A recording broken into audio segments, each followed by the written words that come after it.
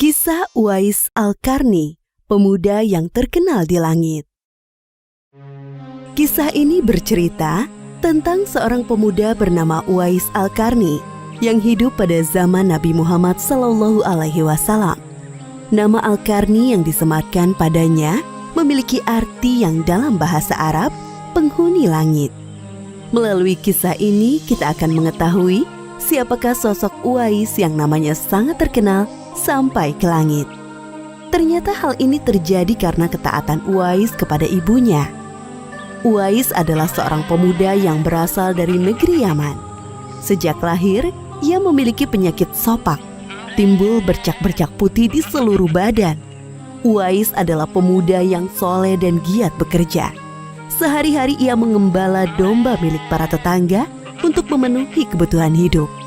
Uwais tinggal berdua dengan ibunya yang lumpuh dan buta.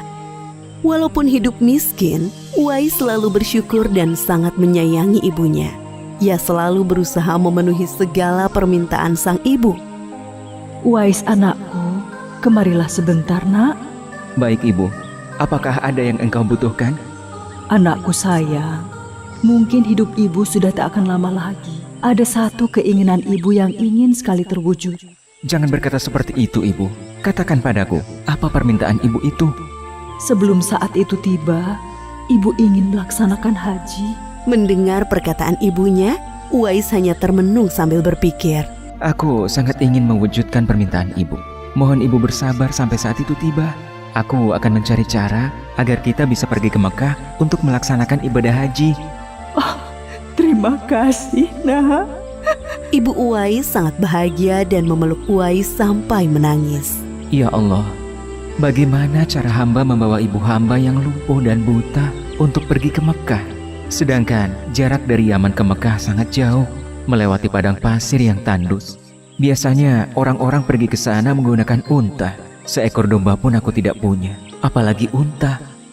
Uwais terus berpikir dan akhirnya menemukan suatu ide.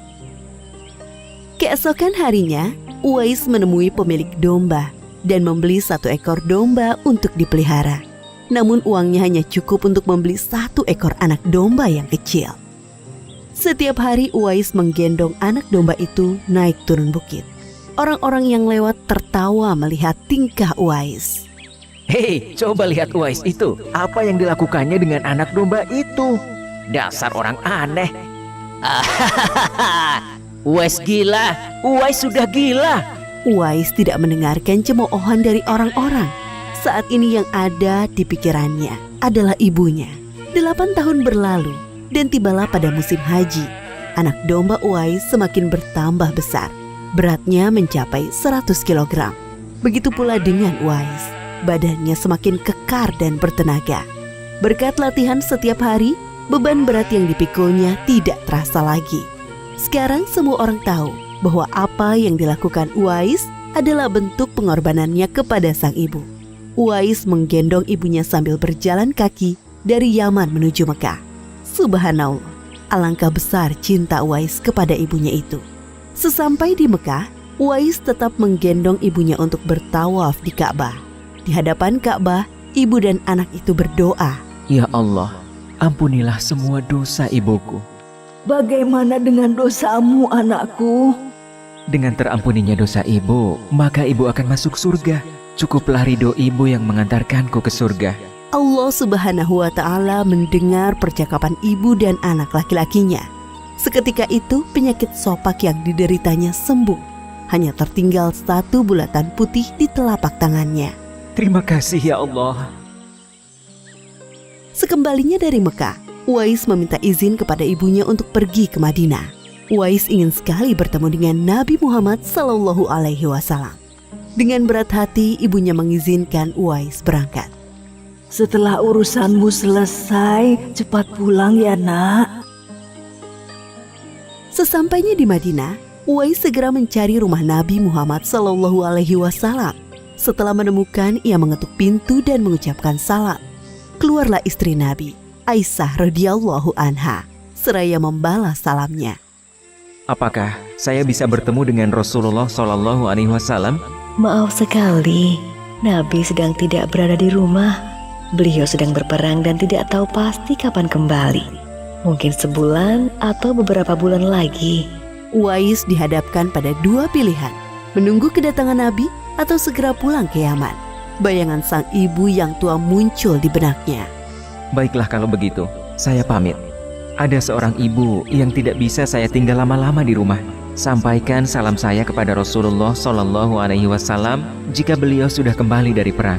Terima kasih. Uwais kembali ke Yaman dengan perasaan haru dan sedih. Di satu sisi Uwais sangat ingin bertemu dengan Nabi Muhammad SAW. Namun di sisi lain, ia sangat mengkhawatirkan kondisi ibunya. Akhirnya ia memilih untuk segera pulang ke Yaman.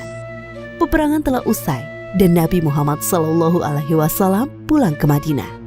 Aisyah radhiyallahu anha menceritakan perihal pemuda yang mencari beliau.